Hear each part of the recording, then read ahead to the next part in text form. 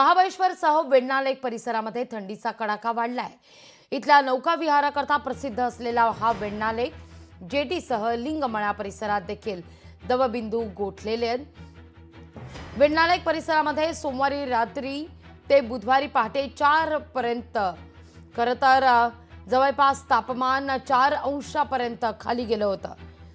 या सगळ्याचा आढावा घेतला आमचे प्रतिनिधी इम्तियाज मुजावर यांनी। महाराष्ट्राचं मिनी काश्मीर म्हणून ओळखल्या जाणाऱ्या महाबळेश्वर सध्या गारठलेला आहे। या ठिकाणी दवबिंदू गोठून पूर्णतः या परिसरातील काही ठिकाणी बर्फाची चादर निर्माण झालेली आहे। तर महाबळेश्वर लिंगमळा परिसरामध्येच या ठिकाणी सध्या मोठ्या प्रमाणात थंडी पडल्याने दवबिंदू गोठल्याची परिस्थिती सध्या निर्माण झालेली आहे। हाड गोठवणारी थंडी या महाराष्ट्राच्या मिनी काश्मीर महाबळेश्वर मध्ये पडलेली आहे। मी आता सध्या आहे महाबळेश्वरचा प्रसिद्ध असणार वेण्णा लेक परिसर। हा वेण्णा लेक परिसर आपण पाहू शकतो। पूर्णतः या ठिकाणी सकाळचे आता पूर्णतः 7 वाजलेले आहेत आणि 7 वाजल्याची ही दृश्य आहेत। पूर्णतः या परिसरामध्ये हा वेण्णा लेक परिसर सगळ्यात जास्त थंडी या सातारा जिल्ह्यातले महाराष्ट्रातली सगळ्यात जास्त थंडी या ठिकाणी पडत असते।